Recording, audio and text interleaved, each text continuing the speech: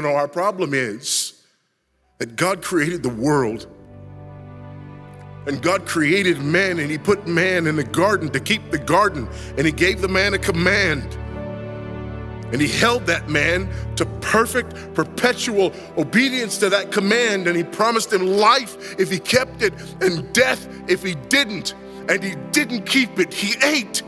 And because he ate, because of that one man, sin entered the world and death through sin. And everyone born from that man through ordinary generation inherited that man's sin nature.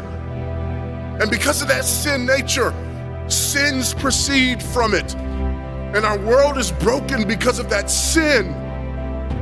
And we stand guilty before a holy and righteous God. And we know that he's holy, and we know that he's righteous, and we crave justice. But the problem is that if God gives us justice, we all die. And so that God, in his goodness and in his mercy, sent forth his son, who was not born of ordinary generation, but was born of a virgin. Yes, the virgin birth matters. Why? Because if he's born of ordinary generation, he's born in sin. But because he's not born of ordinary generation, he's not born in sin. He's clean of sin. His record is clean. And he keeps his record clean. And he obeys God's law.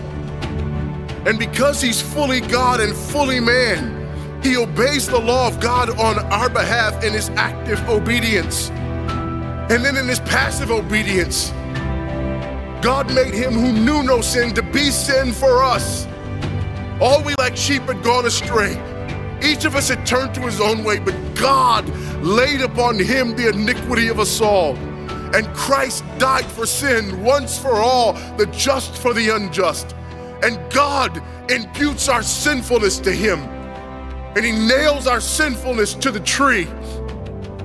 And Christ dies and raises again on the third day for our justification. And there's another imputation. The righteousness of Christ is actually imputed to us so that God can be both just and the justifier of the one who places faith in Jesus Christ, so that all those who come to Christ may enter in, so that all those who place faith in Christ might be saved, but not only saved, but sanctified, because he's the firstborn of many brethren. We're justified and we're adopted into the family of God, and we're sanctified, and as his children we begin to bear the family resemblance, and we're further sanctified throughout this life by the very same gospel that saves us, until one day when it's all said and done, we're not just saved from the penalty of sin. We're not just saved from the power of sin, but one day we're glorified and saved from the very presence of sin. That's the gospel that we preach. That's the gospel that we need. And that's the gospel that's more than enough.